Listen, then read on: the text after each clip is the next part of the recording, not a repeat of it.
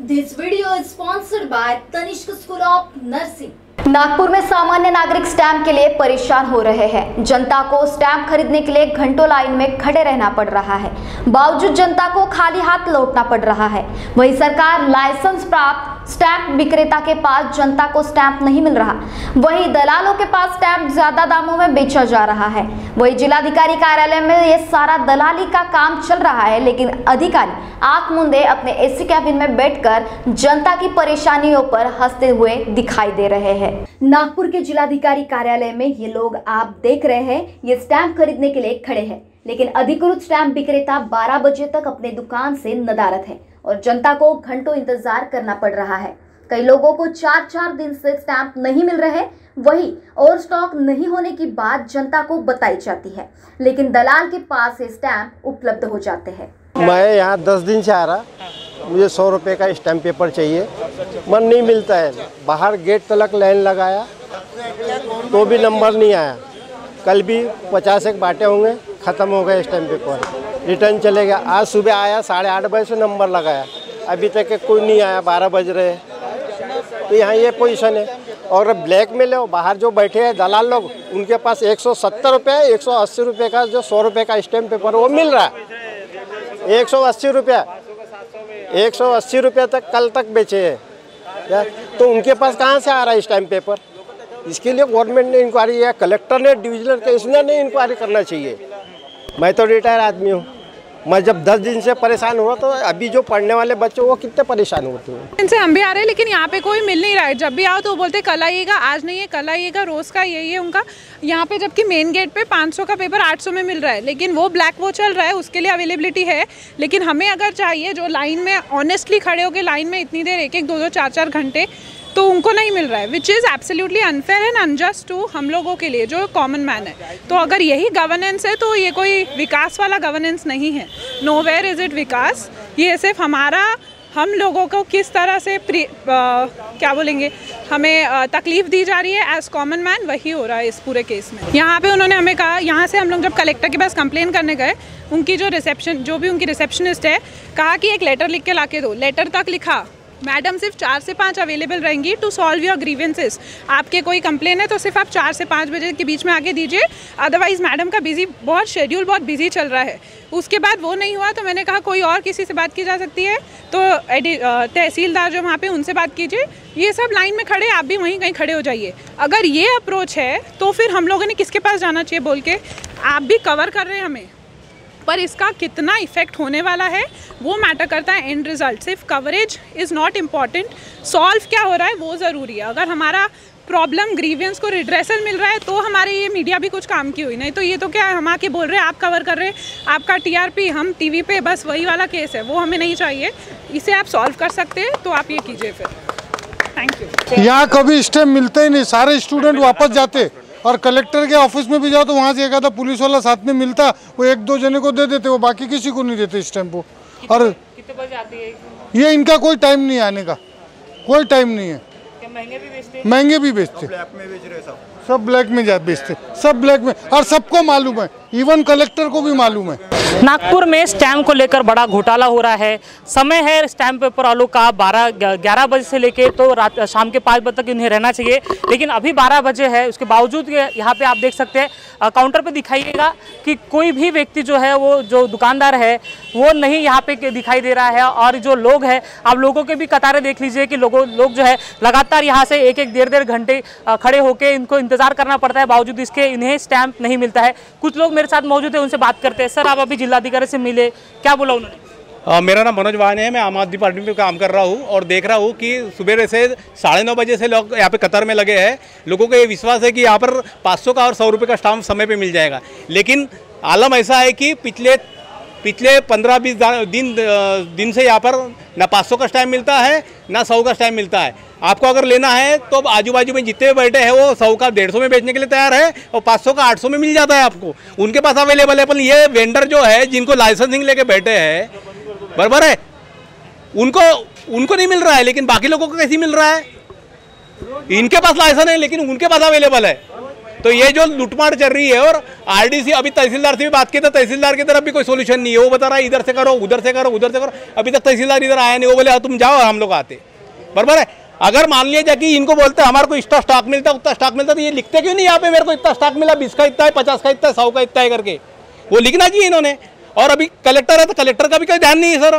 Collector के office में ऐसा हालबेल है तो दुनिया में और अपने महाराष्ट्र में क्या हालबेल चल रहा होगा? ये तो शहरों की हालत है, ये तो महाराष्ट्र की उपराजधानी नहीं है बोलते। यहाँ पे जब ऐसा नाटक चल रहा है तो देश में क्या नाटक चल रहा होगा? ये देश को टेंडरिंग निकाल के बेच दिए। यहाँ पे इसको टेंडर दे दो, उसको लाइसेंसिंग दे दो, उसको दे दो। ये उसी का नतीजा है कि हम कतार में लगे हैं, पूरा देश कतार में लगा हुआ है। ये विकास है, ये विकास दिख रहा है आपको।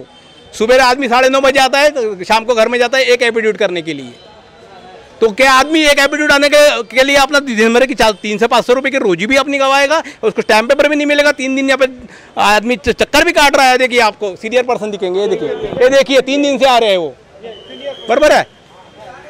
बात करते काका, कब से आ रहे हैं आप? मैं 3 दिन से रोज आ रहा हूँ और यहाँ कुछ मुझे मिल नहीं रहा है। मैं 10 बजे आ जाता हूँ, लाइन में खड़ा रहता हूँ और किसी को 4 दे देते हैं, किसी को 2 दे देते हैं, ख़त्म हो जाता है, मिलते ही नहीं। यहाँ पे जो वेंडर है उनके पास नहीं मिलता है, लेकिन जो बाकी दलाल है उनके पास मिल जाता है। हाँ, बिल्कुल मिलता।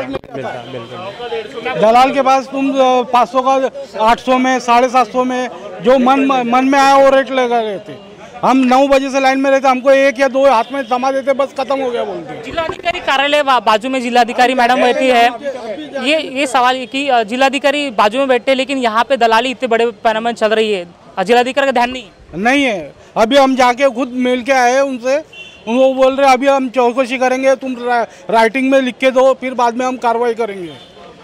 यहाँ कितनी देर से हो यहाँ पे? अभी आधा घंटा हो गया मुझे। अभी ये सब लाइन देखकर तो मुझे ऐसी लग रहा कि मेरा काम होता है कि नहीं, क्योंकि मुझे भी ऑफिस भी जाने का था। 8:30-9 बजे से हम खड़े हैं लाइन में। अभी क्या रोज का प्रॉब्लम शुरू है? 10 खड़े हुए हैं लाइन में। 3 दिन से हम आ रहे हैं और जा रहे हैं वापस। 3 दिन से आ रहे हैं और वापस जा रहे हैं। और ये स्टैम्प पेपर यहाँ पे कोई रहता ही नहीं, बोलता कि यहाँ पे है ही नहीं, खत्म हो गया, पूरा ब्लैक में चल रहा है पूरा माल। तो ये आप कतारें देखिए बाजू में जो लोग हैं वो स्टैंप खरीदने के लिए जो लोग खड़े हैं। ऐसा नहीं है कि ये बातचीत जो है जिलाधिकारी मैडम को पता नहीं है। 2 बार प्रेस कॉन्फ्रेंस हुई है, 2 बार प्रेस कॉन्फ्रेंस में ये मुद्दा उठाया गया है, ये मुद्दा उनको पता है, बावजूद इसके उसके ऊपर कोई कार्रवाई नहीं होती है। और जिलाधिकारी कार्यालय में अगर ये बात होती है जहाँ पे दलालों का साम्राज्य है और जो वेंडर है लाइसेंसिंग वेंडर है, इनके पास स्टैंप नहीं होता है, उसके बावजूद दलाल के पास हो जाता है और इसमें कार्रवाई नहीं होती है जिलाधिकारी की तरफ से, तो ये बहुत बड़ा सवाल है कि किस तरह से कार्यप्रणाली जिलाधिकारी मैडम कर रही है, उनके प्रशासकीय अधिकारी क्या कर रहे हैं, जहां पे उनके ही कार्यालय के सामने बड़े पैमाने पर दलालों का साम्राज्य हो गया है और सामान्य जनता जो है वो 3-3, 4-4 दिन से स्टैम्प खरीदने के लिए वेटिंग पे है, लेकिन उनको स्टैम्प नहीं मिलता है। लेकिन दलाल के पास जब वो जाते हैं तो उनका वो जो 100 रुपये का स्टैम्प है 150 में मिलता है, 500 का स्टैम्प है 800 में मिलता है। तो ऐसे में क्या ये ही कार्यप्रणाली है जिलाधिकारी मैडम की? ये सवाल यहाँ पर खड़ा हो रहा है। वही अधिकृत स्टैम्प विक्रेताओं ने अपनी बात कहते हुए कहा कि उन्हें हफ्ते में महज 2 दिन स्टैंप मिलते हैं, जिसे हफ्ता भर नहीं पुराया जा सकता। जब से ये स्टैम्प पेपर इन्होंने 1/8/2021 में वहाँ पे सूचना फलक लगाया, क्या मंगलवार को या शुक्रवार को 40-40 हज़ार रुपये का माल आपको देंगे, उस दिन से ये मुद्रांक का टुकड़ा निर्माण हो गया है। और कुछ पत्रकार लोग छापते हैं क्या काला बाजार हो रहा है। हालांकि 40,000 का माल हमको और पब्लिक को एक ही दिन में ख़त्म हो जाता है। उसके कारण एक दिन बेच दिया कि बाकी दिन हमको भी खाली बैठना पड़ता है, हमारी भी रोजी चली जाती है। और मतलब पब्लिक अभी हमको मंगलवार को माल मिला था, मंगलवार को और बुधवार को हमने माल बेचा है। आज हमारे पास कोई भी स्टॉक नहीं है। स्टॉक नहीं रहने के कारण आज हम दुकान चालू नहीं कर सकते। पब्लिक का ये कहना है कि दलाल के पास स्टैम्प मिल जाता है, लेकिन ये दलाल से हमारा उनसे कोई लेना देना नहीं है। ये दलाल उधर बैठते हैं, स्टैम्प वेंडर यहाँ मिलते हैं, दलाल के पास पब्लिक जाती है और दलाल से पैसे ज़्यादा लेके फिर वो इधर उधर घुमाते हैं। कोई फिर कर्मेश्वर जाता, हिंगना जाता, वहाँ से वो खरीद के लेके आता है और ज़्यादा पैसे दे देते हैं।